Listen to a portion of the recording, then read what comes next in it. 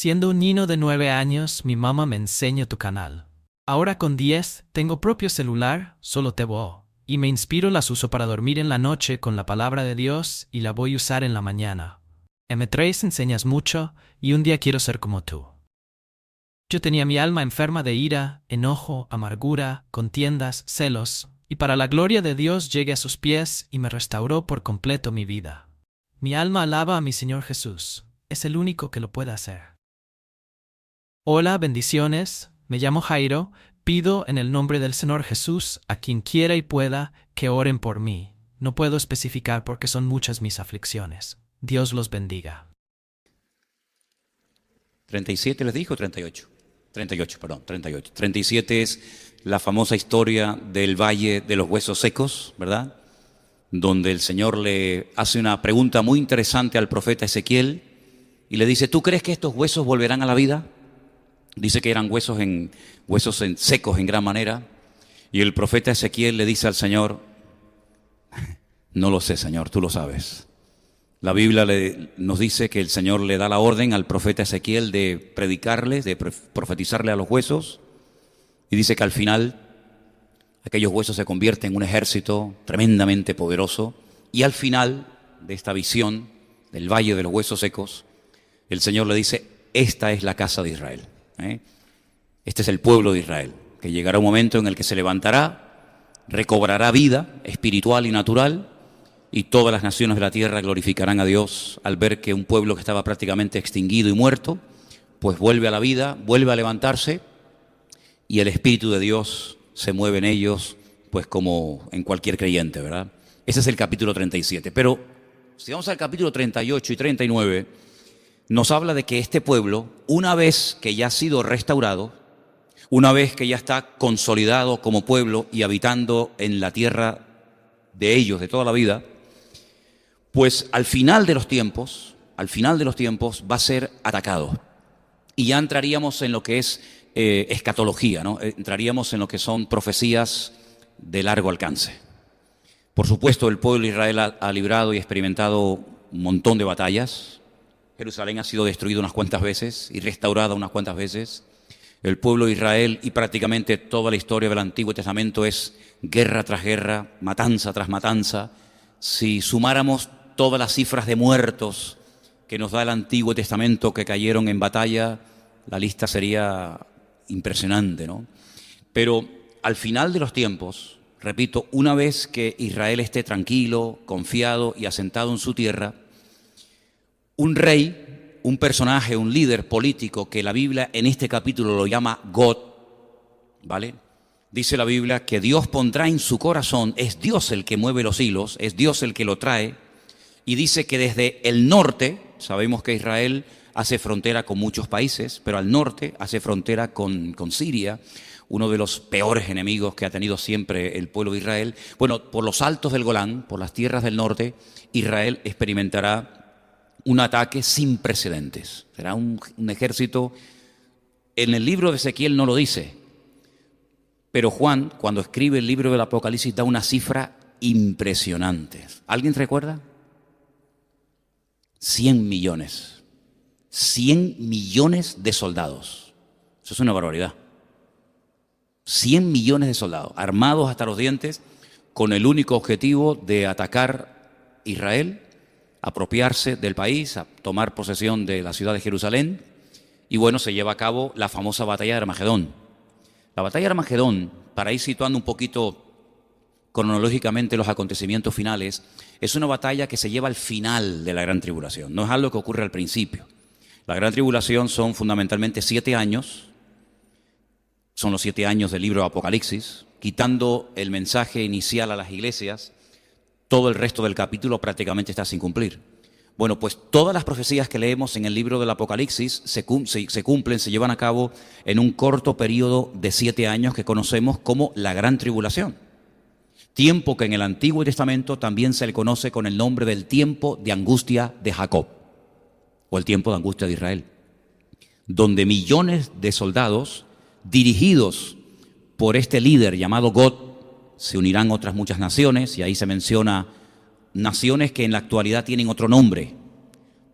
Se menciona, por ejemplo, a Cus, a Fut, y todas esas naciones son, por ejemplo, Turquía, Libia, Irán y otras naciones que se van a unir con Rusia, hablemoslo claro, con Rusia, que desde el norte atacará el pueblo de Israel. Vamos a leer el capítulo 38 y prestar atención a las palabras, porque es un capítulo profético muy interesante que tiene que ver con lo que hemos estado viendo el domingo, los acontecimientos finales. Vino a mí palabra del Señor diciendo: Hijo de hombre, pon tu rostro contra Gog en tierra de Magog, príncipe soberano de Mesec y Tubal. Son regiones en el Cáucaso, en el norte de Israel, ya tirando hacia Rusia, y profetiza contra él. Y así ha dicho el Señor: he aquí yo estoy contra ti, oh Gog, príncipe soberano de Mesec y Tubal. Y te quebrantaré y pondré garfios en tus quijadas y te sacaré a ti y a todo tu ejército, caballos y jinetes de todo en todo equipados, gran multitud con paveses y escudos, teniendo todos ellos espadas. Persia, ahí está Irán, Cus y Fut con ellos, todos ellos con escudo y yelmo, bien pertrechados para la batalla, bien armados. Gomer y todas sus tropas. Si quieren saber un poquito más acerca de estos nombres, Mesec, Tubal, Gomer, etcétera, tienen que ir a los descendientes de Noé. En el libro del Génesis, ahí ustedes van a encontrar que los 3 hijos de Noé, cuando salen del arca, Sem, Can y Jafet, pueblan toda la tierra, ¿vale? Y unos van hacia el norte, otros van hacia Oriente Medio, otros van hacia África, y ahí pueden ver ustedes dónde están esas naciones y cómo se volvió a repoblar la tierra a través de los hijos. Estos son descendientes de los hijos de Noé, ¿vale? La casa de Togarma, de los confines del norte, y todas sus tropas, muchos pueblos, contigo. Estamos en el versículo 37, déjame leer aquí directamente. Prepárate y apercíbete tú y toda tu multitud que se ha reunido a ti, y sé tú su guarda, o su guía. De aquí a muchos días serás visitado, al cabo de años vendrá a la tierra salvada de la espada, recogida de muchos pueblos, esta es Israel, a los montes de Israel, que siempre fueron una desolación, mas fue sacada de las naciones y todos ellos morarán confiadamente. ¿Sí? Cuando menos te lo esperas es cuando van a atacar. Subirás tú y vendrás como tempestad, como nublado para cubrir la tierra, serás tú y todas tus tropas y muchos pueblos contigo. No viene él solo, sino viene acompañado de naciones árabes, de naciones del norte de Israel, incluso algunas naciones de Europa, etcétera. Así ha dicho el Señor: en aquel día subirán palabras en tu corazón y concebirás mal pensamiento. Y dirás: subiré contra una tierra indefensa, iré contra gentes tranquilas que habitan confiadamente, todas ellas habitan sin muros y no tienen cerrojos ni puertas. Así es como están muchas casas en Israel, aunque les parezca mentira. Sobre todo en el norte de Israel hay muchas casas que tienen la puerta abierta o la llave puesta, como se vivía antiguamente en las islas, incluso en La Gomera, que lo llegué a ver hace años. Pues así viven todavía en Israel muchas familias. Para arrebatar despojos y para tomar botín, para poner tus manos sobre las tierras desiertas ya pobladas y sobre el pueblo recogido de entre muchas naciones, que se hace de ganado y posesiones, que mora en la parte central de la tierra. Israel es, geográficamente, en la geografía bíblica, es el centro del mundo, es el ombligo del mundo, como dicen ellos, ¿no? Sabá, Dedán y los mercaderes de Tarsis y todos sus príncipes te dirán: ¿has venido a arrebatar despojos? ¿Has reunido tu multitud para tomar botín, para quitar plata y oro, para tomar ganados y posesiones, para tomar grandes despojos? Versículo 14. Por tanto, profetiza, hijo de hombre, y di a Gog: así ha dicho el Eterno, el Señor, en aquel tiempo cuando mi pueblo Israel habite con seguridad, ¿no lo sabrás tú? Vendrás de tu lugar, de las regiones del norte, tú y muchos pueblos contigo, todos ellos a caballo, gran multitud, poderoso ejército. Subirás contra mi pueblo Israel, ya ahí más claro agua, ahí ya no hay género de duda. Subirás contra mi pueblo Israel como nublado para cubrir la tierra, será al cabo, al fin de los días, y te traeré sobre mi tierra. ¿Quién lo trae? Lo trae Dios. Dios lo trae, Dios lo mueve. Dios pone en su corazón que ven a atacar el pueblo de Israel. Para que las naciones me conozcan. Ese es el objetivo. Ese es el objetivo. Cuando sea santificado en ti, oh Gog, delante de sus ojos. Porque así ha dicho el Eterno, el Señor: ¿no eres tú aquel de quien hablé yo en tiempos pasados por mis siervos los profetas de Israel, los cuales profetizaron en aquellos tiempos que yo te había de traer sobre ellos. Esto no es nada nuevo, es simplemente volver a recordar lo que ya se había profetizado y escrito. En aquel tiempo, cuando venga Gog contra la tierra de Israel, dijo el Eterno, el Señor, subirá mi ira y mi enojo, porque he hablado en mi celo y en el fuego de mi ira, que en aquel tiempo habrá gran temblor sobre la tierra de Israel. Es interesante que hay algunos cristianos que se van allí a Jerusalén a orar para que esto no acontezca. Como si nuestras oraciones pudieran impedir que la palabra se cumpla. Claro que es muy fuerte, ¿no? Pero hijo, esto es lo que hay. Los peces del mar, las aves del cielo, las bestias del campo y toda serpiente que se arrastra sobre la tierra y todos los moradores que están sobre la faz de la tierra temblarán ante mi presencia, se desmoronarán los montes y los vallados caerán y todo muro caerá a tierra. Y en todos mis montes llamaré contra él la espada, dice el Eterno, el Señor. La espada de cada cual será contra su hermano. Y yo litigaré contra él con pestilencia y con sangre, y haré llover sobre él, sobre sus tropas y sobre los muchos pueblos que están con él, impetuosa lluvia. Apocalipsis dice que caerán caerán granizos del peso de un talento. 45 kilos cada granizo. ¿Qué les parece? ¿Te cae un pedrolo esto en la cabeza, amigo? Sí, creo que algo de daño te podrá hacer, ¿no? Impetuosa lluvia, piedras de granizo, fuego y azufre. Y seré engrandecido y santificado y seré conocido ante los ojos de muchas naciones y sabrán que yo soy el Señor. Las naciones de alrededor de Israel están todas dolidas, ofendidas, picadas, si me permiten la palabra, porque todas las veces que se han unido para pelear contra Israel, y ya van 7, todas las veces han perdido. Y no solamente han perdido la guerra, sino que han perdido prestigio, han perdido dinero, han perdido soldados y sobre todo han perdido tierra. Porque muchas tierras que antaño no estaban, digamos, dadas por la ONU a Israel, Israel en las guerras, en las diferentes guerras que ha llevado a cabo, las ha ido recuperando. Incluso algunas tierras que después de un tiempo devolvió, como por ejemplo la famosa península del Sinaí, que es esa península, ¿verdad?, que divide o que separa a Israel de Egipto. Esa península la conquistó en el año 67 Israel, pero tiempo más tarde la devolvió en un tratado de paz que se hizo, ¿no? En el capítulo 39 sigue el profeta Ezequiel hablándonos de este personaje que no es otro más que el anticristo. Aquí lo llaman Gog, Pablo lo llama el inicuo, también Pablo lo llama, después lo vamos a leer, el hombre de pecado, el hijo de perdición. El único autor de la Biblia que emplea la palabra antimesías o anticristo es Juan. Solamente Juan. Ningún personaje de la Biblia, ningún escritor de la Biblia se refirió a este personaje como el anticristo. Solamente Juan, para que tengan ese dato. Capítulo 39. Tú pues, hijo de hombre, profetiza contra Gog y di, así ha dicho el Eterno el Señor, he aquí yo estoy contra ti, oh Gog, príncipe soberano de Mesec y Tubal. Todos estos nombres que estamos leyendo esta tarde, Mesec, Tubal, todos aparecen en el libro del Génesis en las famosas genealogías. Ahora se dan cuenta ustedes lo importante que son las genealogías en la Biblia, ¿vale? ¿Quién es Mesec? ¿Quién es Tubal? ¿A dónde fueron? ¿Dónde están? ¿Qué país es hoy en día? Eso es muy importante leerlo en el libro del Génesis. Dice el Señor, te quebrantaré y te conduciré y te haré subir de las partes del norte, otra vez menciona el norte, y te traeré sobre los montes de Israel. El centro de la batalla, aunque todo el país va a ser afectado, pero el centro de la batalla se va a llevar a cabo en un valle inmenso, un valle que nace en el norte de Israel y que termina en la costa que lo podemos ver ese valle, el valle de Jezreel o el valle de Megiddo. Es un valle precioso, es un valle inmenso, y allí va a ser el centro de la batalla. Les dije en una ocasión que Napoleón, cuando estuvo en Israel y vio aquel enorme valle, dijo, este es el valle perfecto para llevar a cabo una gran batalla. Y es que realmente allí caben pues millones y millones de personas. Así que es un valle que prácticamente cruza todo el país, de norte a sur, y puedes ver el final del valle, o el principio, según como lo veas, en la ciudad de Haifa.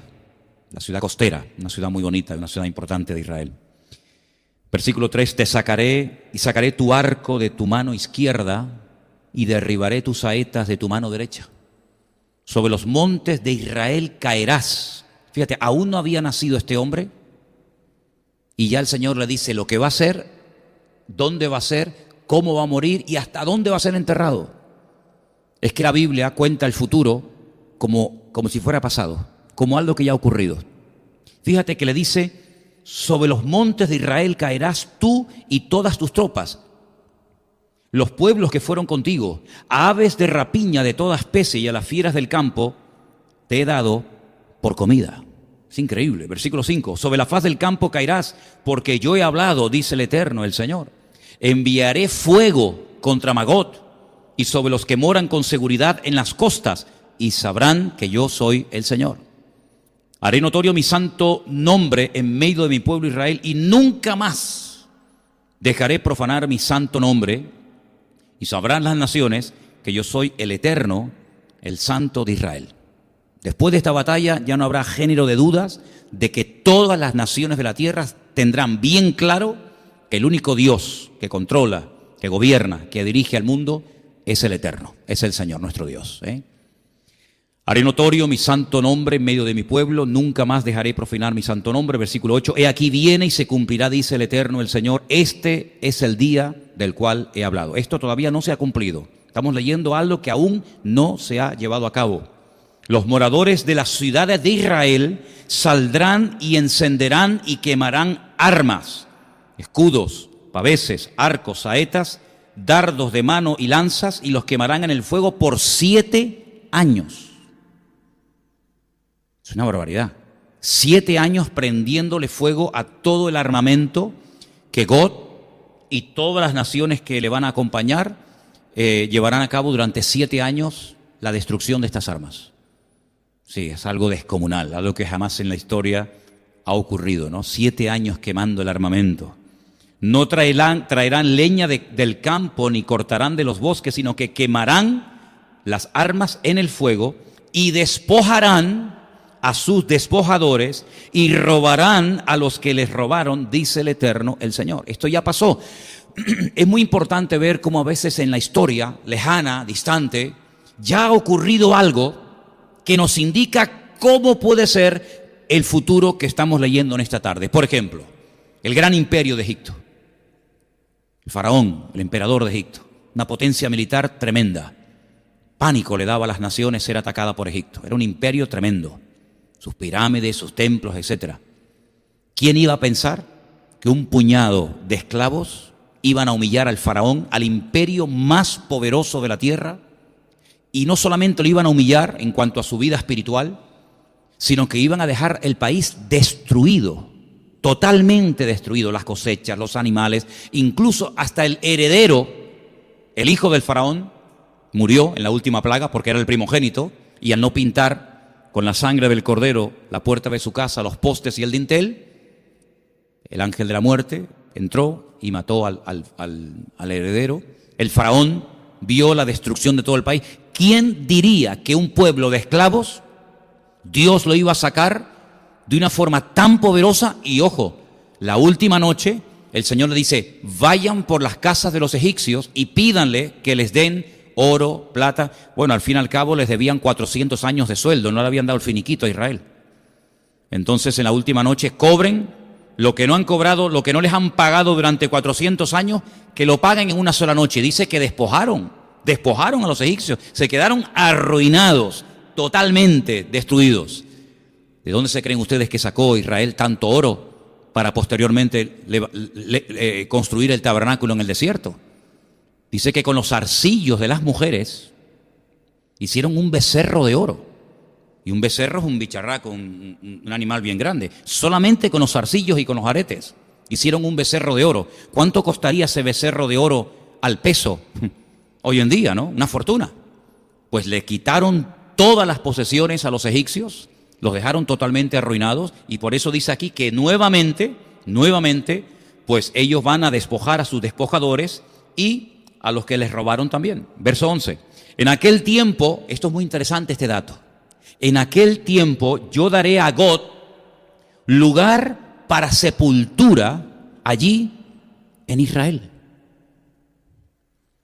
el valle de los que pasan al oriente del mar, y obstruirá el paso a los transeúntes, pues allí enterrarán a Gog y a toda su multitud, y lo llamarán el valle de Hamón Gog. Esto es la multitud de Gog. Ayer hablábamos, Elena y yo, de algo que me ha llamado siempre mucho la atención. Por ejemplo, si ustedes van a Londres, ustedes van a encontrar estatuas por todas partes. Hay una estatua de Churchill, hay estatuas levantadas, monumentos conmemorativos a los soldados que tomaron parte en la Segunda Guerra Mundial. Los países levantan estatuas a sus próceres, a sus líderes. En Israel no vas a encontrar ni una sola estatua de nadie. Y me decía Elena, no, espera, yo he visto en Israel una sola estatua. Una estatua en el monte de Sión al rey David, con un arpa. Pues ya no está. Saben que hace 2 o 3 viajes que hemos hecho allí, ya la estatua de David la quitaron. No hay estatuas ni a David, ni a Salomón, ni a ningún rey, ni a ningún general, ni a ningún soldado, ni a ningún héroe. No hay estatuas en todo el país de Israel con figura humana. Hay monumentos y tal, pero con figura humana, como podemos ver aquí o en Venezuela, Simón Bolívar o Sucre o Miranda o sabe Dios quién. Bueno, había unas de Franco que ya las quitaron también y hasta el caballo se lo llevaron. Pues en Israel no hay estatuas. Entonces, ¿cómo recuerdan ellos a los difuntos? ¿Cómo recuerdan ellos a los que dieron la vida por la patria en una guerra o a sus hombres valientes? Pues cada año, como ahora, ayer o antes de ayer, celebraron el Yom HaZikaron, que es el día del recuerdo de todos los que han caído en combate, todos los que han caído en batalla, y se para el país y la gente sale de los coches y se suenan las sirenas por todo el país y la gente se pone firme, porque es un homenaje a todos los que han dado su vida por el país. Y también se recordó la Shoah, que es el día del holocausto nazi. Es decir, que si en ese día no se hace una reunión especial con el presidente, con músicas, con militares y tal, no hay ninguna forma de ir por el país viendo, mira, aquí hay una estatua de fulanito o una estatua. No hay estatuas por ninguna parte del país, por ninguna parte. Entonces dice la Biblia que la única manera de saber que allí, por el tema de no te harás imagen ni ninguna semejanza de lo que está arriba en el cielo, ni abajo en la tierra, ni debajo de la tierra, por ahí van los tiros, la única manera de recordar a las personas que han muerto es pues yendo al cementerio. Dice la Biblia que allí Dios les tendrá un lugar preparado para que entierren a este personaje. Mira tú por dónde. No nació allí, pero lo enterrarán allí como testimonio de decir, hasta aquí llegaste, amigo. La casa de Israel los estará enterrando 7 meses para limpiar la tierra. Claro, 200 millones o 100 y pico millones de soldados no se entierran en 2 días. 7 meses enterrando muertos. Es una barbaridad. Y 7 años prendiéndole fuego a todo el armamento estará Israel. 7 años, 7 meses. ¿Qué te parece? Algo increíble. Sigo leyendo, versículo 14. Tomarán hombres a jornal que vayan por el país con los que viajen para enterrar a los que queden sobre la faz de la tierra, a fin de limpiarla. Al cabo de 7 meses harán el reconocimiento. Pasarán los que irán por el país, y el que vea los huesos de algún hombre pondrá junto a ellos una señal para que los entierren los sepultureros en el valle de Hamón Gog, que significa la multitud de Gog. También el nombre de la ciudad será llamada Hamona, y limpiarán la tierra, significa multitud. Y tú, hijo de hombre, así ha dicho el Eterno el Señor, di a las aves de toda especie y a las fieras del campo, juntaos y venid, reuníos de todas partes a mi víctima de sacrificio para vosotros, un sacrificio grande sobre los montes de Israel, y comeréis carne y beberéis sangre. Comeréis carne de fuertes y beberéis sangre del príncipe de la tierra, de carneros, corderos, de machos cabríos, bueyes, toros, engordados, todos de Basán. Comeréis grosura hasta saciaros, beberéis hasta embriagaros de sangre de las víctimas que para vosotros sacrifiqué. Os saciaréis, y así ustedes podrán seguir leyendo todo el resto del capítulo, que es realmente impresionante. Sí, que lo que se avecina, hermanos, no es para reírse. Lo que se avecina es realmente tremendo. La batalla más grande de toda la historia de la humanidad. Alguien me preguntó una vez, ¿tú crees que habrá una tercera guerra mundial? No te quepa la menor duda. No te quepa la menor duda. Si quieres tener más detalles, yo siempre digo que es muy bueno decir, bueno, ¿esta batalla la cuenta otra persona de la Biblia? Sí, claro. Por ejemplo, Joel. Les animo a leer el libro de Joel, un libro cortito. Allí se dice lo que le harán a las mujeres. Allí se dice por dónde entrarán. Allí se dice cosas muy interesantes que tienen que ver directamente con esta batalla. Todo el libro de Joel prácticamente. Y luego también hay unos datos muy interesantes sobre esta batalla en el libro de Zacarías. Y me gustaría que leyéramos parte de ese capítulo. No te lo dije que lo buscáramos, pero se encuentra en el capítulo 14 del libro del profeta Zacarías. Y ahí se nos dan unos datos muy, muy interesantes que yo estoy convencido de que Zacarías no entendía nada de lo que estaba diciendo. Zacarías capítulo 14, verso 1, dice: He aquí el día del Señor viene.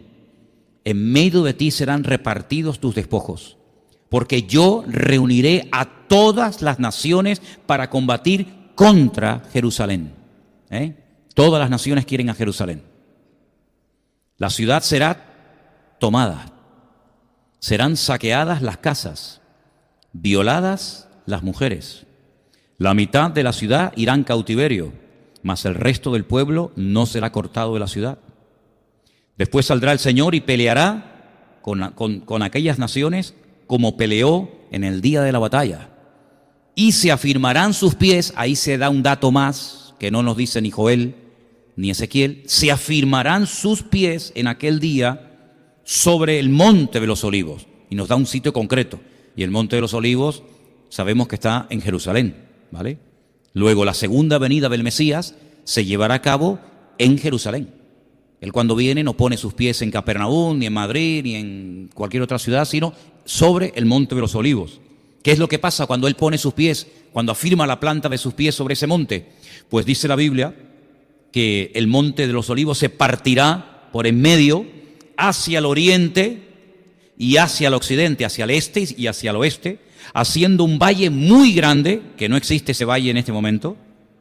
La mitad del monte se apartará hacia el norte y la otra mitad hacia el sur. Si se abre ahí una zanja, un valle descomunal, huiréis al valle de los montes, porque el valle de los montes llegará hasta Azal. Huiréis de la manera que huisteis por causa del terremoto en los días de Usías. Usías. ¿Se acuerdan de cómo murió? ¿Alguien se acuerda cómo murió el rey Usías? Está en Isaías capítulo 6. El día que murió el rey Usías vi yo al Señor sentado en su trono. Sus faldas llenaban el templo. Y oí querubines que decían: Santo, santo, santo es el Señor. Y al final el Señor dice: ¿a quién enviaré? ¿No se acuerdan eso? El rey Usías murió leproso. ¿Se acuerdan que le brotó la lepra en su frente? Y el día que murió el rey Usías, el Señor llama al profeta Isaías. Y vendrá el Señor mi Dios, y con él todos los santos. San Pancracio, la Virgen de Guadalupe, ¿no? Todos los santos vendrán con el Señor. Luego ya estaban con Él. Si vienen con Él, es porque ya estaban con Él. Si no, ¿cómo van a venir los que no están con Él? Daros cuenta de los detalles. El Señor viene, pone sus pies sobre el monte de los olivos, pero Él no viene solo. Él viene con sus santas decenas de millares, como dice también otro versículo en Judas, y dice la Biblia que viene con todos los santos. Y acontecerá que en ese día no habrá luz clara ni oscura. ¿Usted lo entiende? Yo no. No lo entiendo. Porque si no hay ni luz clara ni luz oscura, será un día el cual es conocido del Señor, que no será ni de día ni de noche. Ahora lo entiendo menos. Porque puede haber mucha luz o poca luz, pero si no es de día ni de noche, ¿qué es entonces? Solamente ese día sabe el Señor cómo será. Porque para nosotros o es de día o es de noche. Será un día diferente. Será un día único. Es que vamos a ver tantas cosas, hermanos. Ustedes se creen que lo sabemos todo. Y cuando estemos en la presencia del Señor, vamos a darnos cuenta que no sabemos nada. Vamos a empezar de cero. Pero sucederá que al caer la tarde, habrá luz. Cuando cae la tarde, hay luz. Es como si al revés, ¿no? Cuando cae la tarde es de noche, pero en este caso es al revés. Acontecerá también en aquel día que saldrán de Jerusalén aguas vivas. En Jerusalén no hay ríos, pero saldrán aguas vivas. la mitad de ellas hacia el mar oriental y la otra mitad hacia el mar occidental, en verano y en invierno. Sí, Jerusalén va a cambiar completamente, así que si quieren ver Jerusalén como está ahora, aprovechen para ir ahora, porque cuando venga el Señor va a ser completamente diferente. Habrá un valle inmenso, habrán aguas vivas, por lo tanto, vamos a conocerla ahora para compararla después con la que veremos, ¿no?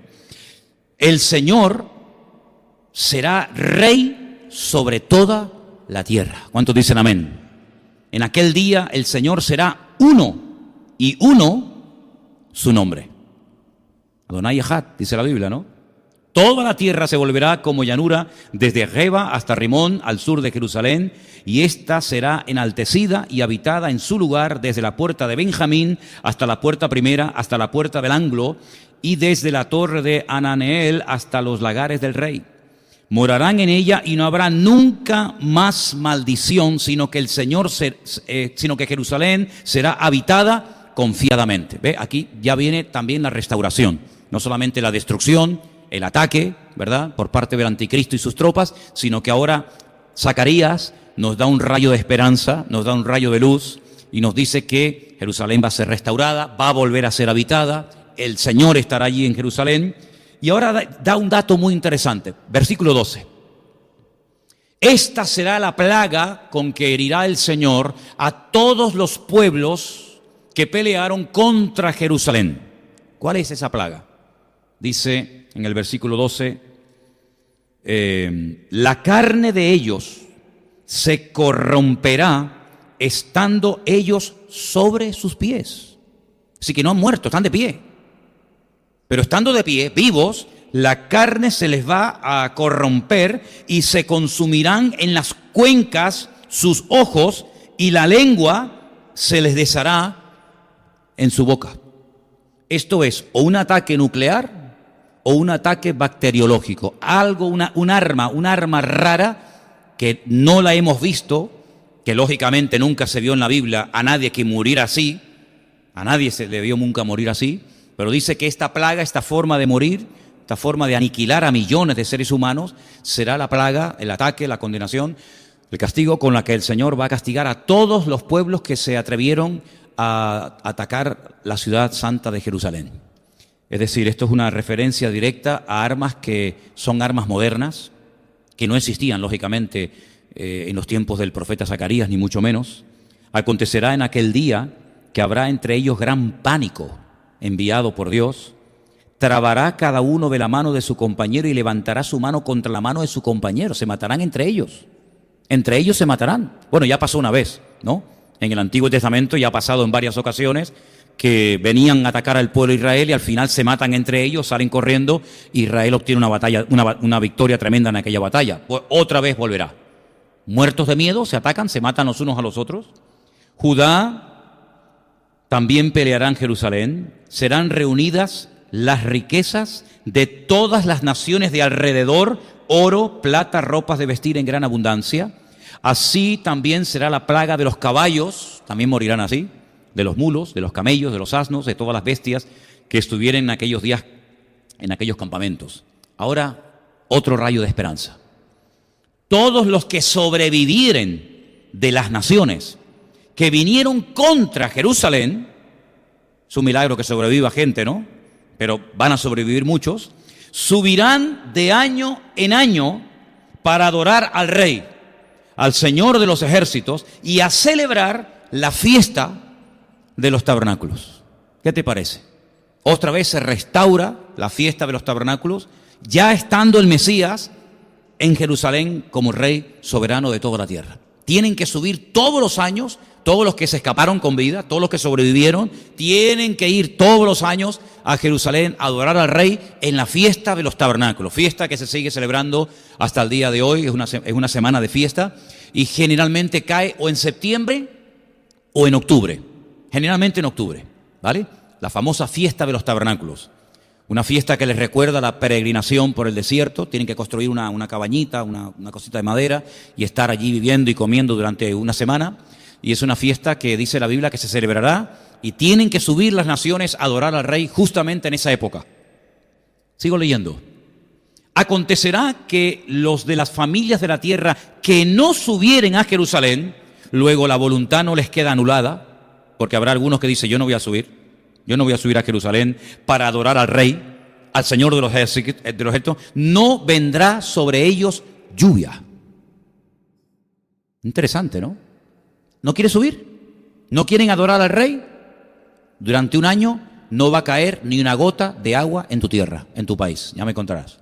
¿Qué te parece? Si la familia de Egipto no subiere y no viniere, sobre ellos no habrá lluvia.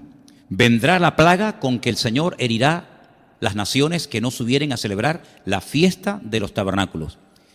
Esta será la pena del pecado de Egipto y del pecado de todas las naciones que no subieren para celebrar la fiesta de los tabernáculos. En aquel día estará grabado sobre las campanillas de los caballos: santidad al Señor. Las ollas de la casa del Señor serán como los tazones del altar, y toda olla en Jerusalén y en Judá será consagrada al Señor de los ejércitos, y todos los que sacrificaren vendrán y tomarán de ellas y cocerán en ellas, y no habrá en aquel día más mercader en la casa del Señor de los ejércitos. ¿Cuántos dicen amén? Es impresionante la cantidad de información que el Señor nos ha dado a través de diferentes profetas del Antiguo Testamento.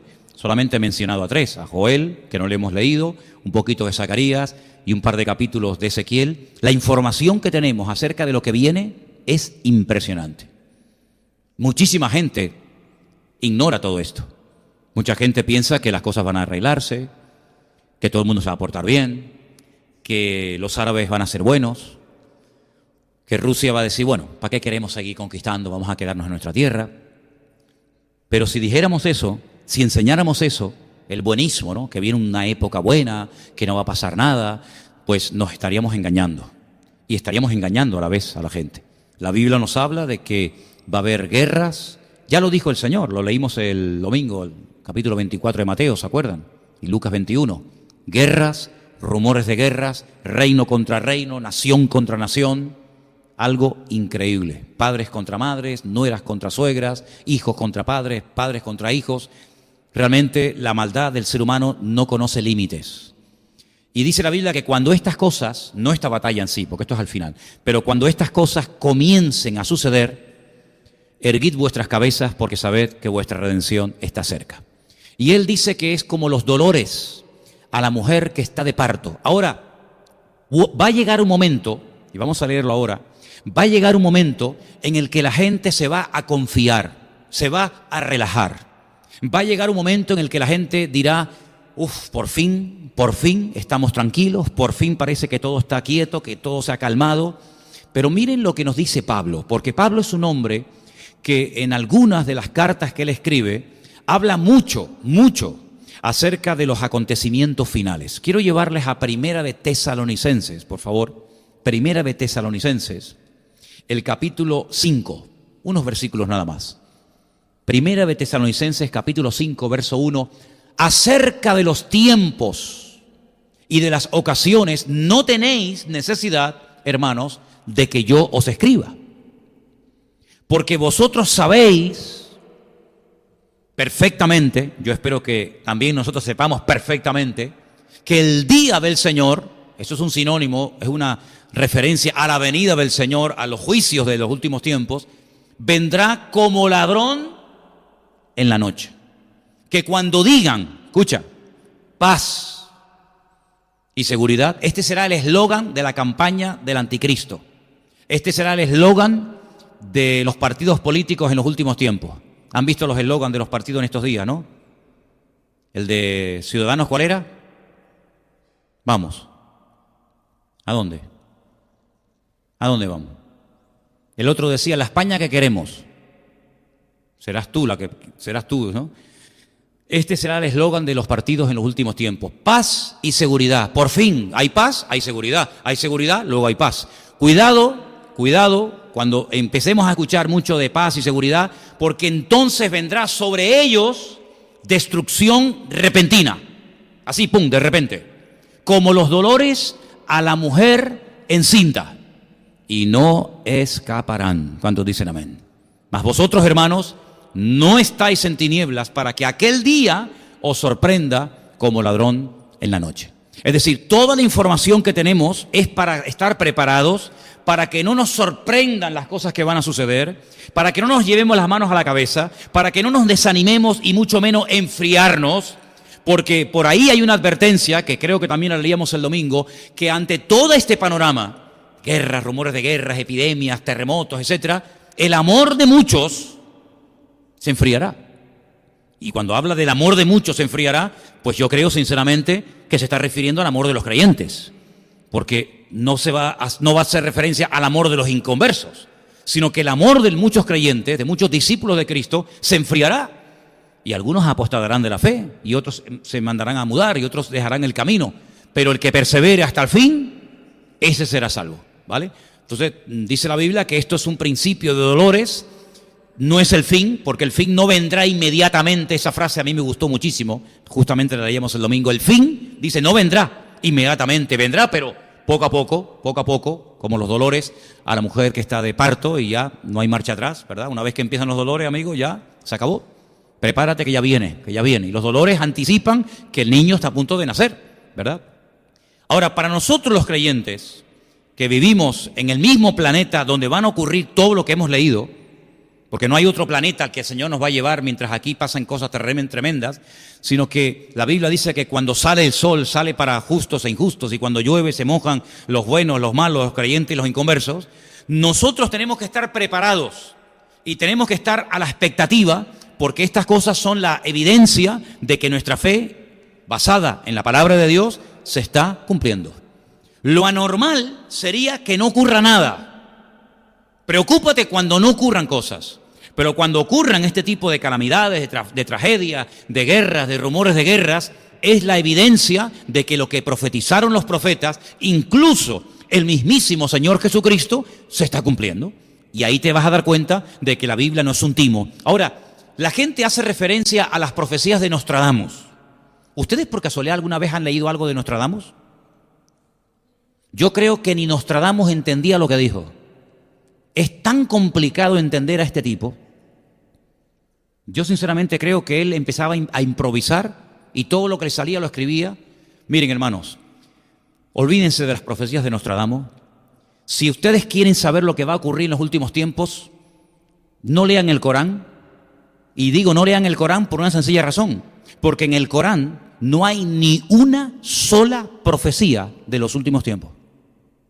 Luego, puedes leer el Corán para otra cosa, pero para prepararte para los últimos tiempos, pierdes el tiempo, porque el Corán no contiene profecías acerca de los últimos tiempos, y mucho menos de la venida del Mesías. Sin embargo, la Biblia, si fuera una tarta, 3 pedazos, si la partiéramos en 4 pedazos, 3 trozos, 3/4 partes, es totalmente material profético. Prácticamente hay muy pocos libros de la Biblia que no tocan las profecías. Sabemos que muchas de las profecías de las cuales habla la Biblia se han cumplido, o en el pueblo de Israel, o con distintos personajes bíblicos, o en la primera venida de Cristo. Pero hay un montón de profecías, hermano, hay muchísimas profecías de los últimos tiempos que no se han cumplido.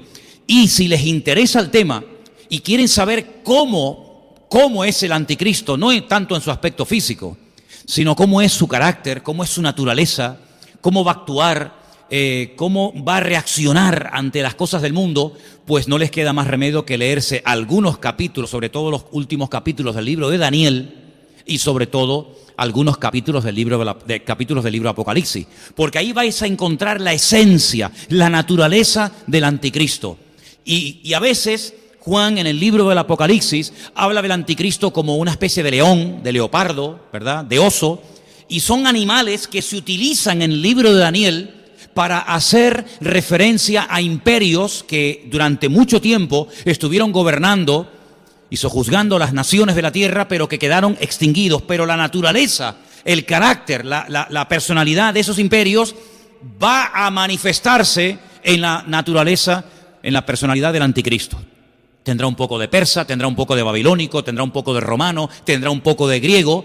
Claro, ahí hay que recurrir a la historia secular, cómo eran los romanos, cuál era la característica fundamental de los griegos, cómo se comportaban los persas, cómo actuaban, cómo atacaban, cómo hablaban, cómo pensaban y reaccionaban ante los problemas y circunstancias de la vida. Por ejemplo, la gente de Babilonia, los caldeos. Entonces, teniendo toda esa información, puedes decir, amigo, este personaje va a ser así, así, así y así.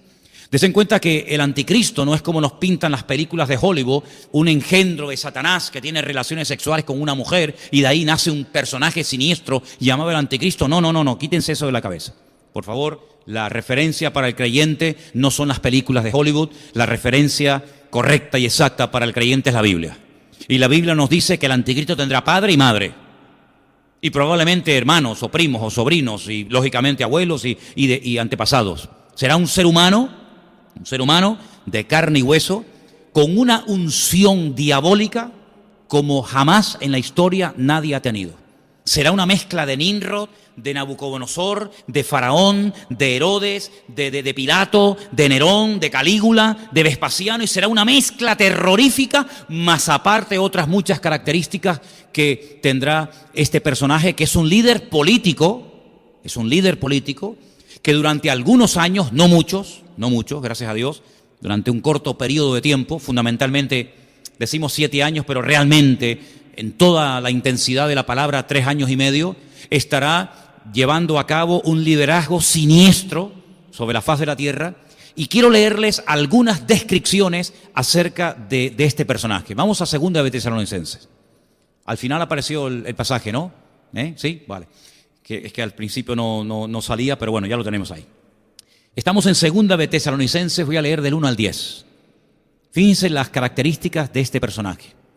Con respecto a la venida, dijimos el domingo que había 2 palabras para definir la venida del Mesías. Una era, esa es parousia, la segunda y la primera, epifanía. Con respecto a la parousia, con respecto a la venida, la segunda venida del Mesías, porque la primera ya se produjo, de la parousia de la venida de nuestro Señor Jesucristo, en nuestra reunión con Él, os rogamos, hermanos, aquí hay un ruego de Pablo, una tarea. Un día, si tienen tiempo, miren las veces que Pablo utiliza la palabra os ruego, os suplico. No muchas veces, pero hay unas cuantas, y cada vez que Pablo ruega, cada vez que Pablo suplica algo, es algo de trascendental importancia. Aquí tenéis uno, os ruego. Y hay otros, que no os lo voy a decir para que ustedes lo encuentren. Tal vez Anderson puede sacar una predicación de ahí. Los ruegos de Pablo, las súplicas de Pablo a algunos creyentes. Ruego a punto suspensivo, bueno, no me voy del tema. Que no os dejéis mover fácilmente de vuestro modo de pensar. Ahora, déjame pararme en esa palabra. No tenemos que movernos fácilmente de nuestro modo de pensar. Hay un versículo que dice, en esto pensad. ¿Lo habéis leído? Están Filipenses. Elena, búscame un segundito, por favor. Está al final de Filipenses. En esto pensad. Hay otro versículo acerca del pensamiento que nos dice que tenemos que llegar a tener la mente de Cristo. Eso es tremendo, ¿Cómo pensaba Cristo? Así es como nosotros deberíamos algún día llegar a pensar. Cristo nunca tuvo malos pensamientos. La mente de Cristo era una mente perfecta, totalmente centrada con la voluntad del Padre, ¿verdad? Entonces dice que no nos tenemos que dejar mover fácilmente de nuestro modo de pensar. Y yo pregunto, ¿y por qué el creyente en sus pensamientos estamos hablando ahora, por qué puede tener estabilidad? ¿Por qué mentalmente, psicológicamente podemos tener firmeza de criterio? Y no decir, no, ahora creo aquello. No, ahora creo lo otro. Porque la Biblia dice, y vuelvo otra vez a citar a Pablo, cuando yo era niño, yo hablaba como niño, pensaba como niño, juzgaba como niño. Mas cuando ya fui hombre, dejé lo que era de niño. Dejé, ¿y qué es el dejarlo de niño? Repito, cuando yo era niño, hablaba, el vocabulario, pensaba, pensamientos, y juzgaba, mi forma de actuar, como niño. Mas cuando ya fui hombre, cambié mi forma de hablar, mi forma de pensar y mi forma de actuar. ¿Lo pilláis o no? Es fácil, ¿no? Por eso dice, hermanos, os ruego que no os dejéis, déjalo ahí, no os dejéis mover fácilmente de vuestro modo de pensar. Y vuelvo a hacer la pregunta, ¿y cómo podemos tener un criterio fijo? Ser, permítame la expresión, cabezones y decir, de aquí no me muevo. Porque ya no soy un niño, porque ya tengo una información, porque ya tengo un conocimiento. Y cuando yo era un chiquillaje, espiritualmente hablando, cuando yo era un niño, una persona inmadura, inexperta, neófita, otra palabra que aparece en la Biblia, pues me podían engañar y me podían decir, oye, ahora hacemos esto, y ahora hacemos lo otro, y ahora decimos, no, momentito. Ya no me voy a dejar mover fácilmente de mi modo de pensar. ¿Por qué? Porque ahora mis pensamientos, cuando vienen a mi mente, yo los filtro, yo los cuelo y digo, ¿qué dice el versículo? Léelo fuerte. Todo lo que es verdadero. Ahí está.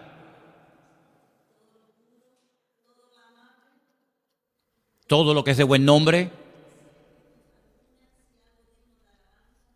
En esto pensar. Es decir, déjame ese versículo ahí. El único pensamiento, los únicos pensamientos que tienen que tener cabida en tu mente son los que tengan las siguientes características. ¿Esto que estoy pensando es verdad? Dice, todo lo que es verdadero. ¿Esto es verdad? Ah, no lo sé. Bueno, mijo, aquí tienes. ¿Esto es verdad? Es que yo no valgo para nada. Eso es un pensamiento falso, diabólico. ¿Por qué? Porque la Biblia no dice eso. Es que ya el Señor no está conmigo ni me ayuda. Eso es mentira. Porque el Señor dice, estaré contigo todos los días hasta el fin del mundo. Si Él dice, estoy contigo, ¿quién eres tú para decir que Él no está contigo? ¿Le estás diciendo a Él mentiroso? ¿Le estás llamando mentiroso? No, entonces no lo piense.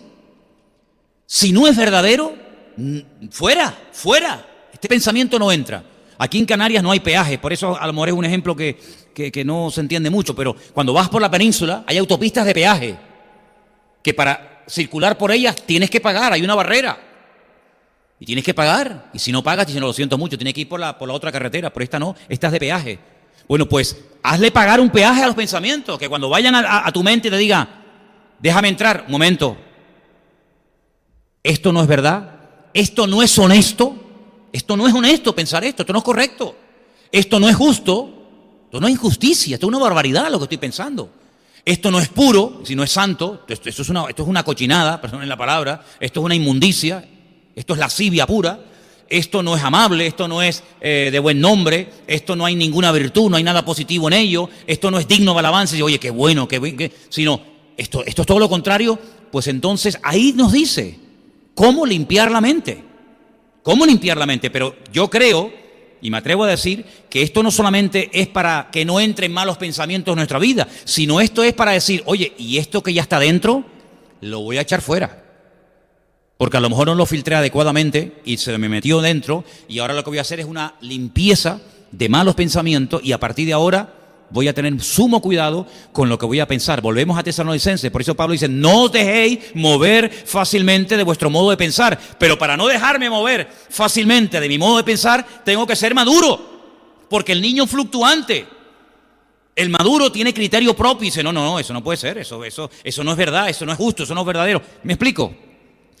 Ni de vuestro modo de pensar, ni os conturbéis, y no te pongas nervioso, no te conturbe, no te perturbes. Mira, hay un versículo en Gálatas que me está abriendo ahora la cabeza, cuando Pablo se entera, cuando él se va de la iglesia en Galacia y se entera de que han llegado algunos de Jerusalén enseñando cosas de judaísmo y de tradiciones humanas y pervierten a los creyentes, él les escribe una carta y dice, hermanos, ¿quién os ha predicado un evangelio diferente? ¿Quién? Dice, no es que haya otro evangelio diferente, sino que hay algunos que os pervierten. Y busqué esa palabra. Y hace referencia a cuando hay aguas que están quietas y abajo hay como lodo, como tierra, y de repente viene alguien y mueve todo y se queda todo ese agua sucia. Es como cuando coges una pecera, ¿no? Y la mueves, ese agua tan limpita que había, donde veías todos los pececitos y tal, pues por el movimiento se queda todo sucio hasta que va cayendo todo al fondo y ya vuelve otra vez toda la normalidad y se ve bonito, ¿no? Pablo dice, alguien nos está moviendo, alguien nos está sacudiendo, que está pervirtiendo. Es como cuando el vino está bien tranquilo y de repente mueves el fondo y todo el pozo sale arriba. Dice, cuidado, que nadie te sacuda, que nadie te ponga nervioso, ni por espíritu, cuidado los que vienen a través del espíritu, ni por carta, ni por palabra, ni por carta, como si fuera nuestra, en el sentido de que el día del Señor está cerca. Ahora, esta carta se escribió antes del año 70 después de Cristo. Si Pablo dice antes del año 70 de la era cristiana que el día del Señor está cerca, hoy estamos en el año 2019 después de Cristo. Hoy estamos más cerca de ese día que cuando Pablo escribió esta carta a nuestros hermanos en Tesalónica, ¿sí o no?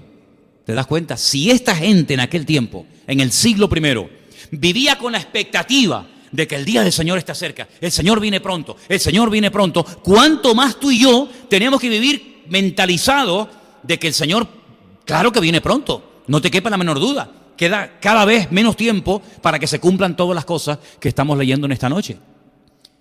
Nadie os engañe, en ninguna manera, porque también dice en Mateo 24 que nadie os engañe, porque vendrán muchos falsos cristos, y no se refiere a personas que se hacen pasar por Cristo, falsos ungidos. Recuerda que la palabra Cristo es la palabra hebrea Mashiach, que no es un nombre propio, es un título, es una característica. Vendrán falsos ungidos. ¿Y a dónde van los falsos ungidos? ¿Al estadio? ¿A dónde van los falsos ungidos? ¿Al supermercado? ¿A dónde van los falsos ungidos a compartir su falsa doctrina? ¿A dónde van? ¿A las iglesias? Los falsos ungidos no van por las calles. Los falsos ungidos entran dentro de las congregaciones para perturbar a los creyentes. Y Pablo dice, el Señor Jesucristo dice, vendrán falsos ungidos vestidos con pieles de oveja, aunque son lobos. Dice, pero no vendrá, nadie os engañe en ninguna manera, porque no vendrá sin que antes venga la apostasía, se manifieste, se dé a conocer el hombre de pecado. Ese es God. Este que está ahí, ese es God, ese es el anticristo. Daniel lo llama el cuerno pequeño, porque es un cuerno pequeñito que en una visión que él tiene de una bestia con 10 cuernos, de repente ve uno pequeñito que se levanta en medio de los 10 y empieza a hablar blasfemias, se levanta y hace guerra contra los creyentes, y dice que vence de los 10 a 3, se quedan 7 al final, y por eso él lo llama el cuerno pequeño, pero es el mismo, el hombre de pecado, el hijo de perdición, el cual, este tipo, se opone.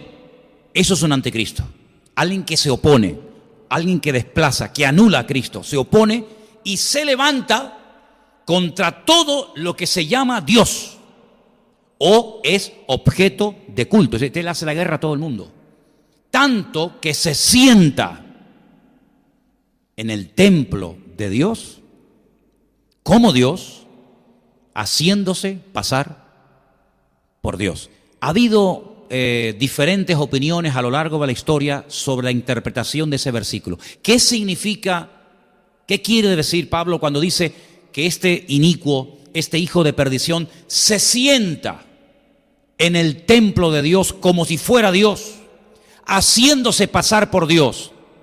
Algunos dicen, bueno, el templo de Dios somos nosotros. Pablo dice, no quiero que ignoréis que vosotros sois el templo del Espíritu Santo de Dios, el cual mora en vosotros. Pero eso es una mala interpretación. Porque ¿cuál es el lugar en el que se puede sentar el anticristo en el cuerpo de Cristo, en la iglesia? ¿Cuál? Algunos dicen, el Vaticano. El Vaticano no existía en aquellos tiempos, ¿no? Tanto que se sienta en el templo de Dios, haciéndose pasar por Dios. Tenemos que buscar información paralela, porque con esto no nos queda clara la explicación. Entonces tenemos que recordar otra vez Mateo capítulo 24, cuando el Señor Jesucristo dice, el que lee, entienda. Como diciendo, ojo al dato, que lo que te voy a decir es una información muy importante. El que lee, entienda. Cuando veáis la abominación desoladora, de la cual habló el profeta Daniel, y ahí da la explicación. Abominación desoladora.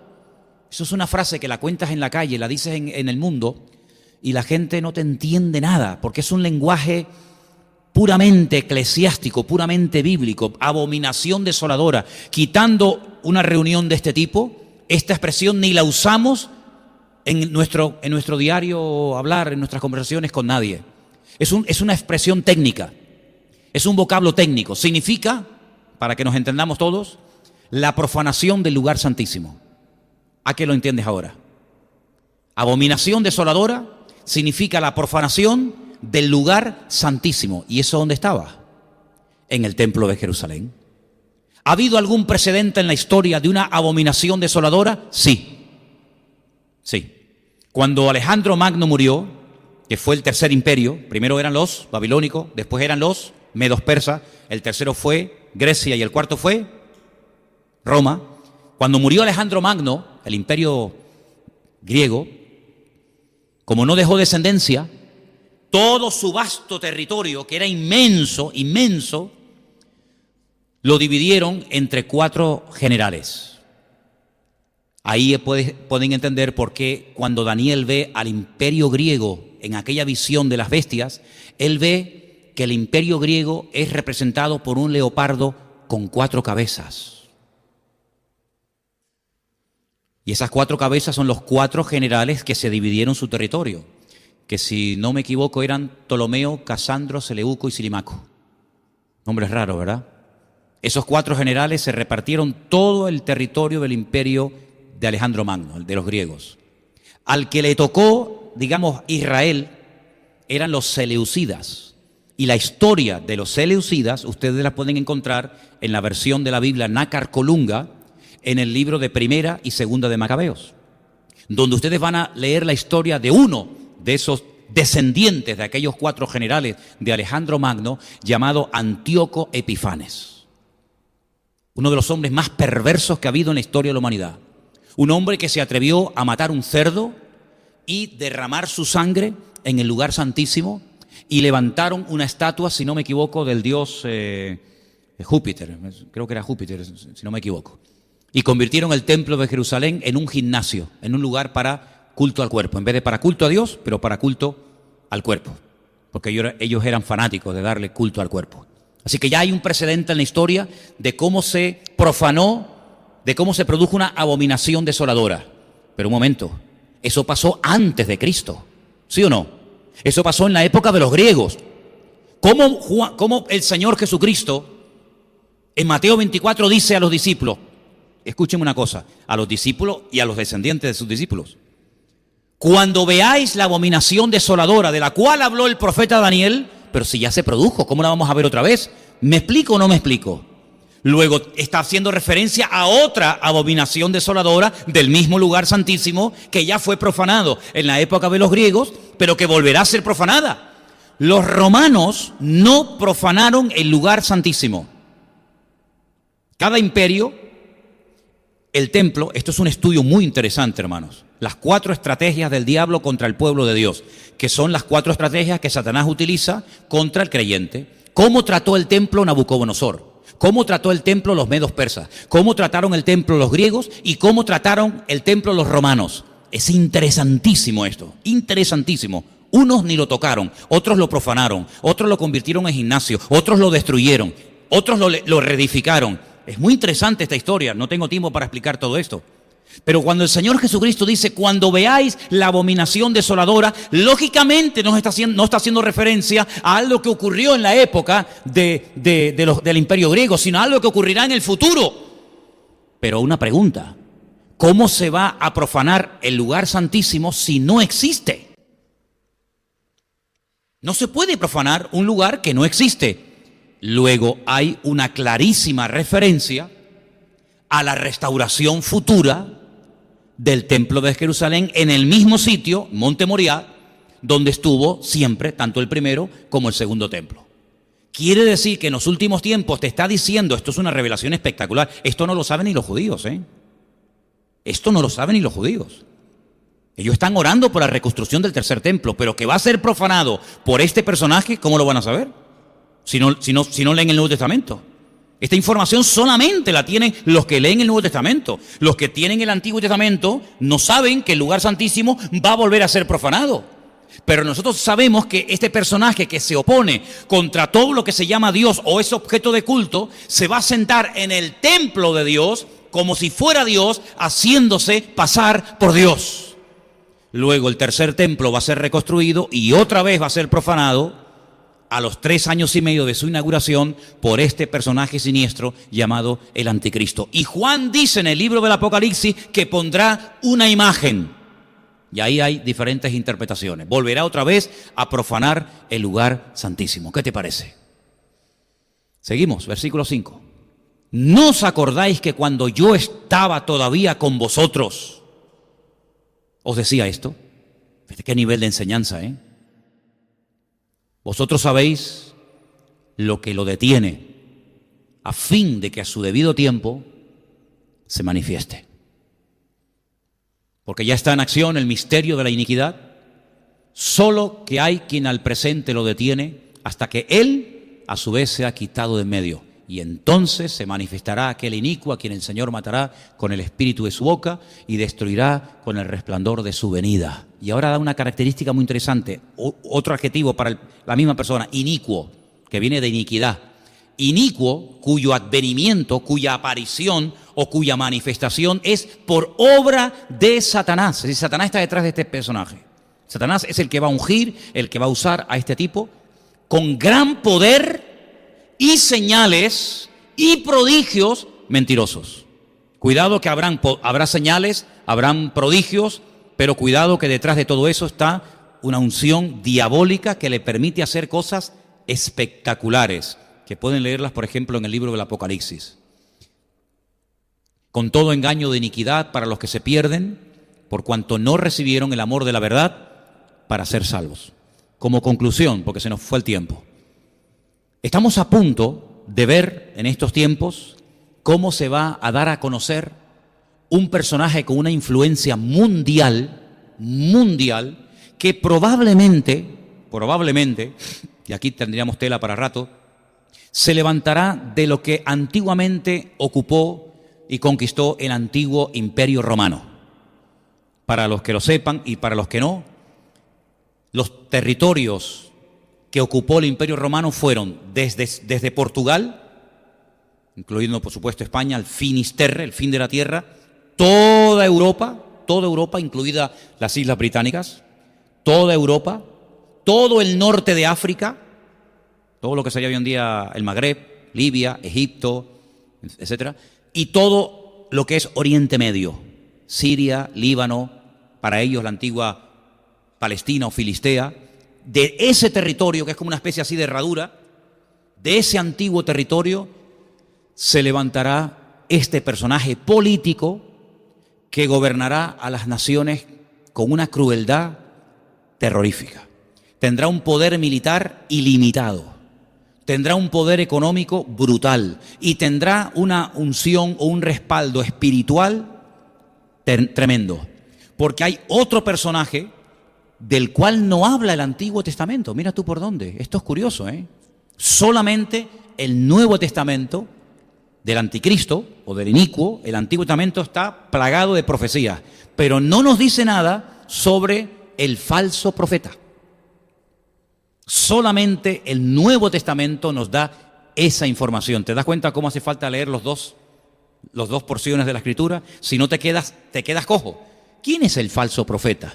Es el líder religioso, el jefe de la publicidad, el que va a intentar llevar a la gente a los pies del Anticristo para que terminen casi adorándolo y convirtiéndolo en una especie de Dios o de semidios. Y digamos que uno se va a encargar de las cuestiones políticas y otra de las cuestiones religiosas. Y de los dos nos habla mucho, largo y tendido, con infinidad de detalles, Juan, en uno de los capítulos, si no me equivoco, el 12 y el 13 del libro del Apocalipsis, donde te habla de su apariencia, de cómo habla, de cómo camina, de cómo actúa, etcétera, etcétera. Dice que tendrá apariencia de cordero, pero cuando abre la boca, la apariencia es una cosa, pero cuando abre la boca dice que es como un dragón. Y sabemos que el dragón es uno de los animales mitológicos que emplea el Nuevo Testamento para hacer referencia a Satanás, ¿eh? El dragón, la serpiente antigua. Entonces, estemos atentos, porque esto se va a dar de una forma tan normal. El mundo está clamando a gritos por alguien, da igual si es de izquierdas, de centro, de derecha, de ultraizquierda, de ultraderecha, de ultracentro, no sé si hay ultracentro, pero el mundo está como loco clamando por alguien que arregle la economía, por alguien que arregle los conflictos sociales, laborales y políticos del mundo. Y ese personaje se va a levantar con una unción diabólica. ¿Por qué tanta unción? ¿Por qué tanto apoyo del diablo?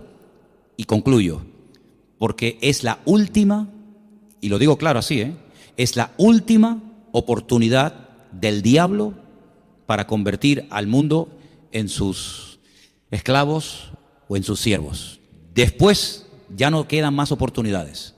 Es decir, lo probó con Alejandro Magno, lo probó con los Césares de Roma, lo probó con Hitler, lo ha probado de todas las maneras habidas y por haber. Y siempre de una manera u otra le ha salido el tiro por la culata. Ha usado filosofía, religiones, medios de comunicación, artistas, pintores, políticos, etcétera, pero todavía no ha logrado alcanzar sus objetivos. Satanás, negando su esencia, que es la primera vez en la historia que lo hace, el mentiroso, el padre de mentira, el que Jesús dijo que es un ladrón que viene a hurtar, a matar y a destruir, por primera vez en la historia, unge a este personaje político y viene ofreciéndole al mundo lo que el diablo no puede dar. Pero camuflado como ángel de luz le dice, dile que tú vienes a ofrecer paz y seguridad.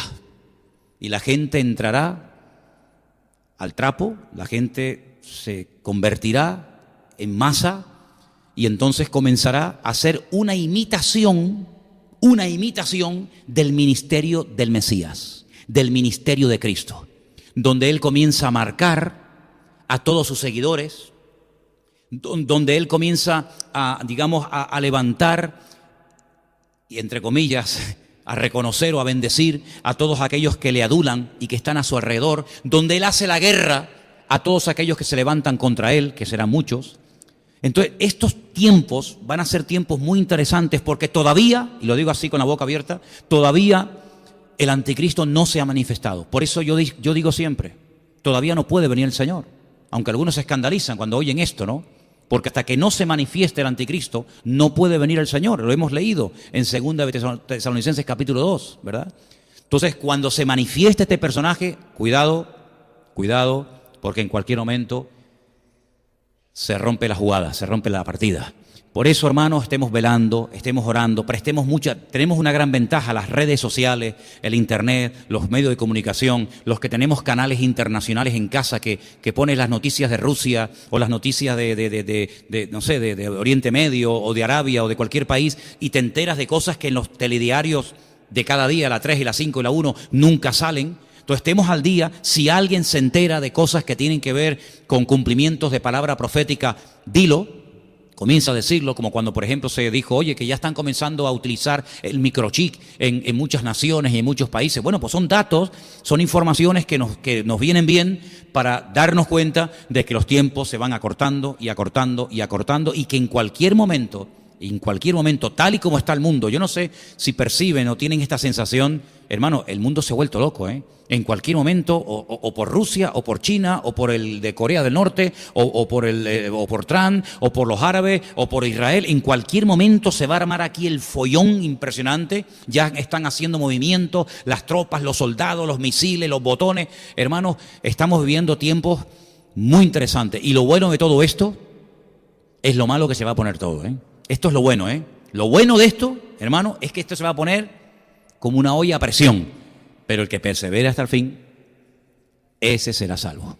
Así que vamos a cubrirnos las espaldas los unos a los otros. Amén, hermanos. ¿Habrá aquí algunos que perseveren hasta el fin?